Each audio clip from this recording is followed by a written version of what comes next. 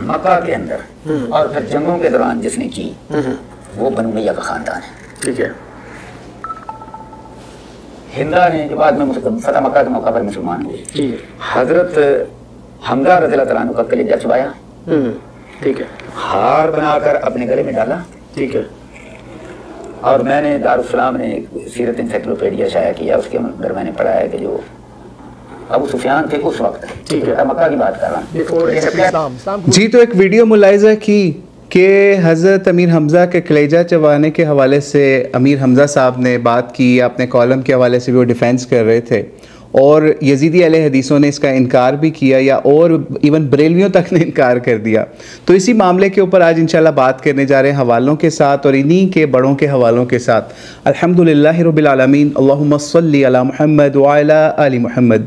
आज की इस नशिस्त में हम एक अहम मामला जो कि सैयदना अमीर हमज़ा अलैहिस्सलाम का कलेजा चबाया जाने का मामला, जो कि समझ लीजिए आज से 1000 साल पहले की किताबों के अंदर भी आता है, लिखा हुआ आता रहा। नबी इस्लाम की सीरत के इंसाइक्लोपीडिया, सीरत के जो किताबें लिखी गई इब्न हिशाम की से अगर देख लें या और किताबों में देख लें तो वहाँ पे भी ये मामला वाज़ह हुआ। लेकिन यजीदी अहले हदीसों ने प्लस जो दावत इस्लामी वाले हैं उन्होंने या उनके उलमा ने इसका रद्द करना शुरू कर दिया। किस वजह से शुरू कर दी, सारी चीज़ें आज की इस वीडियो के अंदर दिखाएंगे। सबसे पहले तो अबू याया नूरपुरी या दीगर यजीदी अहले हदीस जिन्होंने इस वाक़े का रद्द किया, सही बुखारी की एक रवायत से जिसके अंदर एक बात है कि जुबैर इब्न मुतम का ग़ुलाम वाला मामला था वहशी के साथ, तो उसने उसको पैसे दे के तो ये सारा मामला करवाया अपना बदला लेने के लिए। ये तो एक पार्ट था, लेकिन असल पार्ट जो बाकी के पार्ट्स हैं जिसको बुखारी के अंदर रिपोर्ट नहीं हुआ था, इन लोगों ने शो कर दिया कि सिर्फ यही वाला मामला था। तो इन सब चीज़ों को आपके सामने खोलेंगे और यजीदी अहले हदीसों के बड़ों की किताबों से दारुस्सलाम से खोल के दिखाएंगे ताकि आपको पता चले कि यजीदी अहले हदीस किस लेवल के ऊपर आज गिर चुका है कि ये अपने काबरीन को या फिर अपने बड़ों की किताबों तक का रद्द करना शुरू कर दिया है। इसके लिए हम सबसे पहला हवाला आपके सामने जो पेश करने जा रहे हैं, आगे चल के आपके सामने सीरत के भी हवाले पेश करेंगे जो कि देवबंदियों के या फिर अहले हदीसों के समझ लीजिए मकातिब से या मकतबा जो खुद होते हैं उनसे भी छाप रही हैं वो किताबें। ये सबसे पहला हवाला है बुलूगुल मराम किताब का। ठीक है, बुलूगुल मराम किताब जो कि समझ लीजिए इब्न हजर अल अस्कलानी की है और इसकी शरह जो है मौलाना सफ़ीउर रहमान मुबारकपुरी साहब ने किया। ठीक है, और इसके ऊपर जो है ना समझ लीजिए इसकी मज़ीद जो तहक़ीक़ है या तस्सीह व तनक़ीद है मौलाना इरशादुल हक असरी साहब ने की है। इस वीडियो के ऊपर ज़िम्नन ये भी बताते चलें कि हम एक वीडियो कुछ अर्सा पहले भी बना चुके जिसके अंदर जब हमने एक हवाला इसके अंदर क्योंकि इस किताब के अंदर कुछ 2 नंबरी की गई उर्दू तर्जुमे के अंदर जाके नासबियत दिखाने की कोशिश की, तो जब कहा कि जनाब ये किताब जो है ना ये इसकी तहकीक तो की थी असरी साहब ने, इरशादुल हक असरी ने, तो इरशादुल हक असरी भी मुकर गए कि भाई मैंने नहीं की थी, ये तो बहरहाल ये मेरे ऊपर नाम लगा दिया। यानी इस लेवल पे यजीदी अहले हदीस आज गिर चुके हैं जब इनकी हम गलतियां निकाल के बताते हैं कि भाई आपके नासबियत के हवाले से आपके अंदर ये यजीदियत के जर्म्स हैं, तो ये उन किताबों से ही भाग जाते हैं कि जनाब हमने नहीं इसका तर्जुमा किया, हमने इसकी तस्हीह नहीं की, हमने इसके ऊपर कुछ नहीं किया। तो इरशादुल हक असरी साहब उस वक्त इस बुलूगुल मराम के इस तहकीक से भी मुकर गए थे, लेकिन आज हम मुकरने नहीं देंगे क्योंकि दारुस्सलाम की छपी हुई किताब है प्लस मौलाना सफ़ीउर रहमान मुबारकपुरी की इसकी समझ लीजिए शरह। तो आइए इसी के ऊपर चलते हैं इस मामले को समझने के लिए कि जनाब ये समझ लीजिए 738 नंबर या 738 नंबर पेज है और ये समझ लीजिए जिल्द नंबर 2 है।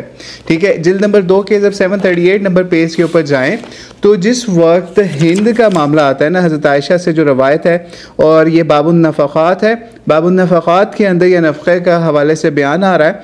तो अबू सुफियान की बीवी जब नबी इस्लाम के पास हाजिर हुई ना कि जनाब के अबू लिखा हुआ बाकायदा, हम पहले यहाँ से पढ़ देते हैं आपके सामने कि अल्लाह के रसूल अबू सुफियान एक कंजूस आदमी है, मुझे वो सिर्फ इतना खर्च नहीं देता जो मेरे और मेरे बच्चों के लिए काफ़ी हो, मगर ये कि मैं पोशीदा तौर पर कुछ ले लूँ, तो ऐसा करने में मुझे कुछ गुनाह होगा। हुज़ूर इस्लाम ने फरमाया भले तरीके से तुम इतना माल ले सकती हो जो तुम्हारे बच्चों के लिए काफ़ी हो। ठीक है, ये हमने नहीं अबू सुफियान को या इन लोगों को किसी को भी कंजूस नहीं लिखा, ये दारुस्सलाम के तर्जुमे में लिखा जा रहा है जो कि समझ लीजिए इस्लाम कबूल करने के मामले के ऊपर ये हिंद नबी अलैहिस्सलाम के पास हिंद बिन्त उतबा आई। ठीक है, अब ये तो हदीस आ गई। आगे शरा क्या करते हैं? शरा के अंदर मुख्तलिफ चीज़ें बयान करने के बाद ना नीचे पहुँचते हैं तो कहते हैं कि जनाब इसने, यानी रावी के हवाले से कहते हैं, हिंद बिन उत्बा बिन रबिया बिन अब्द शम्स जो है ना, इसने फ़तह मक्का के मौके पर अपने शोहर अबू सुफियान के दायरा इस्लाम के में दाखिल होने के बाद इस्लाम कबूल किया। यानी अबू, ये भी एक वाक़या है बाकायदा, ये भी आप पढ़िएगा, ये वाक़या भी बड़ा ही ऐसा है कि अबू सुफियान इस्लाम कबूल करके जब घर गया तो क्या मामला इसकी बीवी ने इसके साथ किया।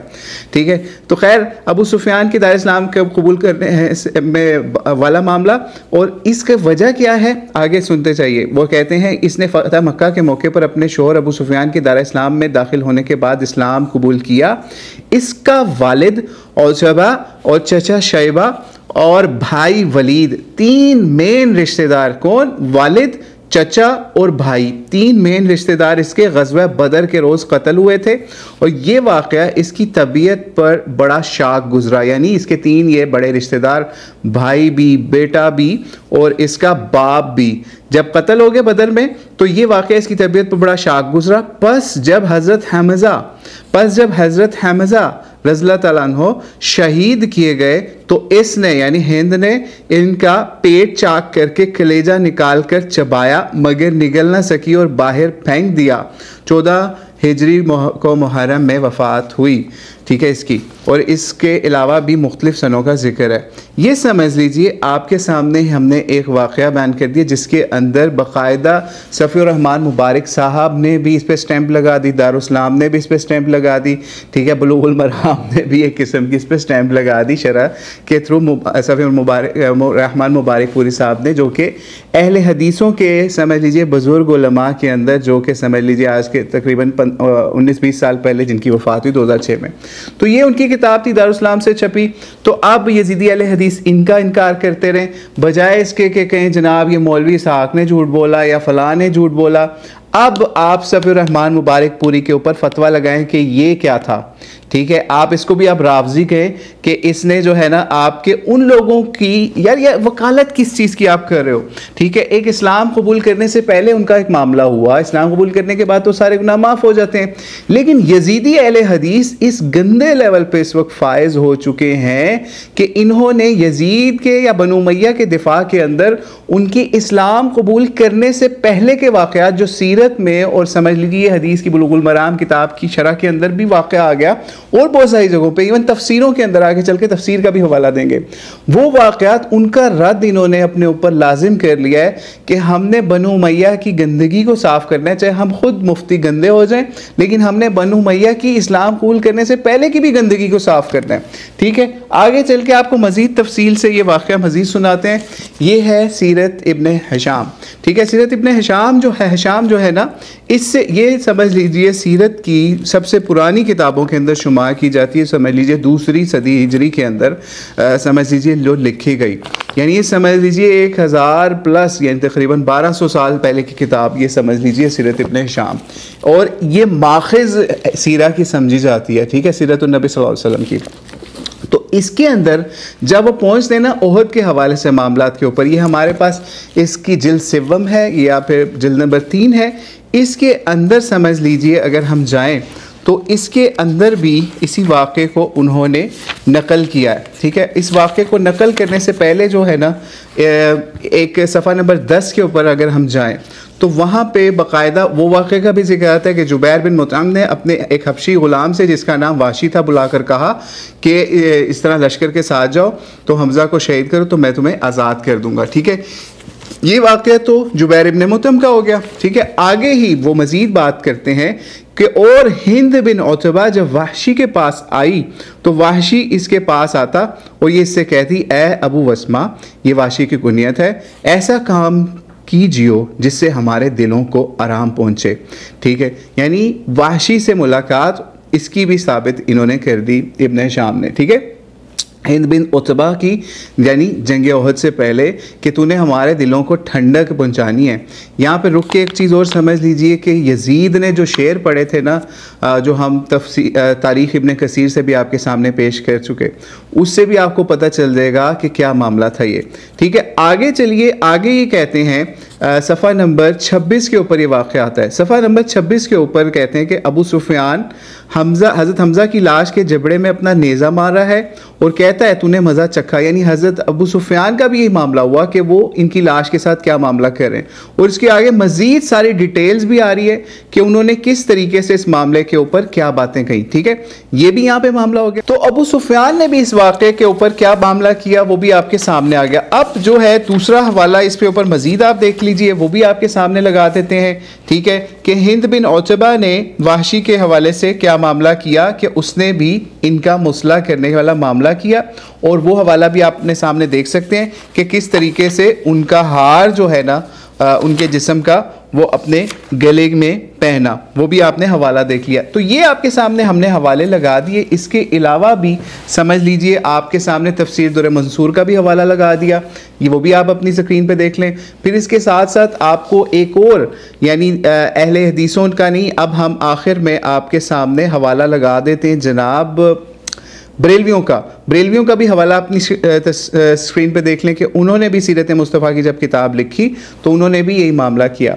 तो अब आप खुद सोच लीजिए कि यजीदी अहले हदीस इन चीज़ों का दिफा कैसे करेंगे कि जनाब इनको बनु उमैया की वो वाली गंदगी जो इस्लाम कबूल करने से पहले की है उसकी भी सफाई करते करते ये लोग खुद कैसे गंदे हो रहे हैं, और हम सिर्फ आपके सामने हवाले लगा रहे हैं या आपको बता रहे हैं कि भाई अमीर हमज़ा ने अगर कोई बात कही तो वो उसने बिल्कुल ठीक बातें कही हैं, आप उसके ऊपर गुस्ताखियों का इन चीज़ों का फतवा ना लगाएं, इल्मी इख्तलाफ के ऊपर इन चीज़ों को लेके जाएं और आपस में बैठ के इन मामलों को सॉल्व करें। अगर आपको यजीदी हुकूमतों के तलवे चाटी बनना है तो बने रहें, लेकिन अपने उलमा का रद्द ना शुरू करें। अगर ऐसा आप करेंगे तो फिर सफ़ीर रहमान मुबारक पूरी का भी रद्द शुरू कर दें, इब्ने कसीर का भी रद्द शुरू कर दें, इब्ने तैमिया का भी शुरू कर दें, इब्ने हजर का भी, सबका रद्द आपको करना पड़ेगा। और मौलाना इसहाक़ कहते थे ना कि पंजाबी के अंदर वही बात कहते थे जिसको हम उर्दू में अगर कहें तो ये लोग इल्मी यतीम है। ठीक है, इनका कोई, मौलाना इसहाक़ कहते हैं ना कोई प्यो नहीं है इन्हों का, वो ये लफ्ज़ पंजाबी का ये लोग कहते हैं जी जनाब वो उन्होंने बड़ी बदतमीज़ी की, इन्हों का प्यो नहीं है। इसका मतलब पंजाबी के अंदर एक मुहावरतन कहते हैं कि इनको इल्मी लिहाज से अपने सारे बापों से यानी इल्मी रूहानी बापों से फिर हाथ धोना पड़ेगा जो इनके काबिर समझे जाते हैं या बड़े बुजुर्ग समझे जाते हैं उलमा के अंदर। तो इसलिए अल्लाह ताला से दुआ है अल्लाह ताला इन यजीदी अहले हदीसों को हिदायत अता फरमा, ये हवाले सुन के समझ के अपनी तौबा और इस्लाह का मामला कर सकें। वल्लाहु आलम बिस्सवाब। अस्सलामु अलैकुम वरहमतुल्लाहि वबरकातुहू।